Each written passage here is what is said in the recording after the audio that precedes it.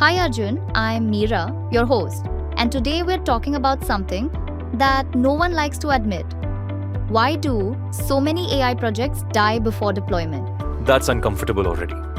It should be.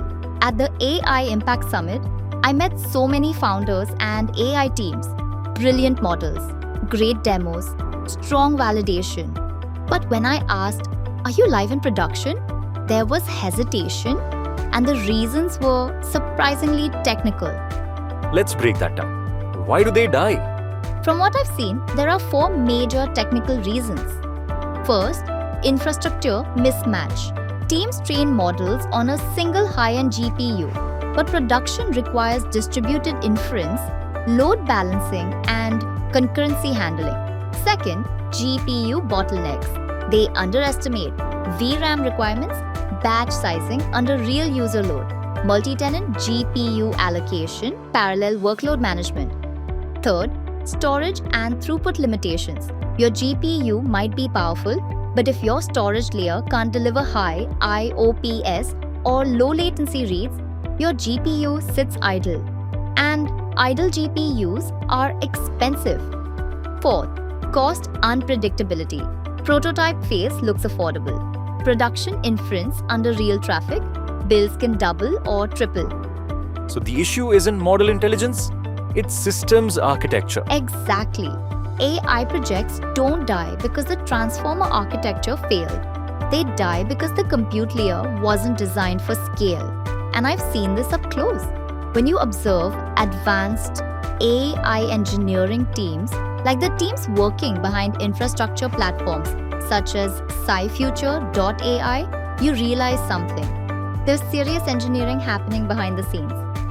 They're not just provisioning GPUs, they're optimizing. Cluster orchestration using Kubernetes or SLURM. Workload isolation. GPU utilization ratios.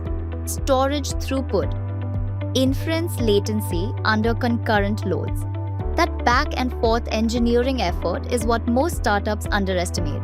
And many startups try to solve this by buying their own GPUs.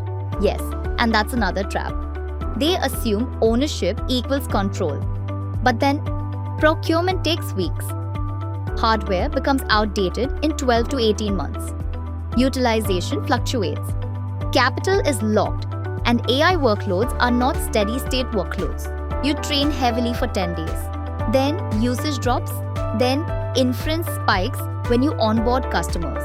Static infrastructure doesn't match dynamic AI behavior.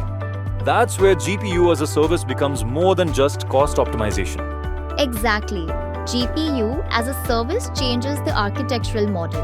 Instead of fixed hardware 24/7 instances, CapEx heavy planning, you get on-demand GPU provisioning, pay-as-you-go billing, elastic scaling, separation of training and inference environments, access to high-performance GPUs without long-term lock-in, which means your infrastructure scales with workload intensity.